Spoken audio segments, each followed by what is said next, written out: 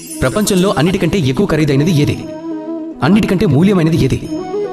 కొంతమంది అంటారు బంగారం, కొంతమంది అంటారు రత్నాలు, ఇంకొందరు అంటారు ముత్యాలు, అయితే ఇంకొందరు అంటారు మణులు అని. వీటన్నిటిలోకెల్లా మూల్యమైనవి ఏవి? చూద్దాం.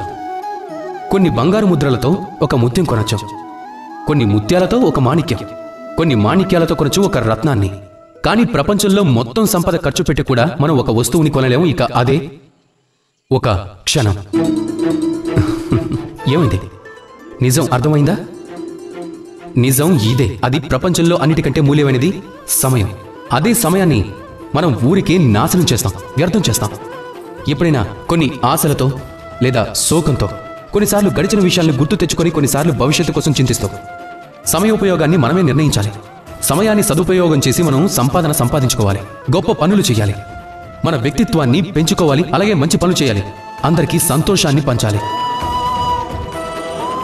ఒకవేళ మనం ఈ ప్రపంచం నుంచి వెళ్ళిపోయినా సమయం మనల్ని వెళ్ళనివ్వదు. దానిని కొనసాగించండి. ఇదే ప్రేమను ఎవరో ఒకరి ప్రేరణగా చేయండి. ఎవరో ఒకరి మొహంపై కృతజ్ఞతల చిరునవ్వుని చిందించనివ్వండి. రాధాకృష్ణ.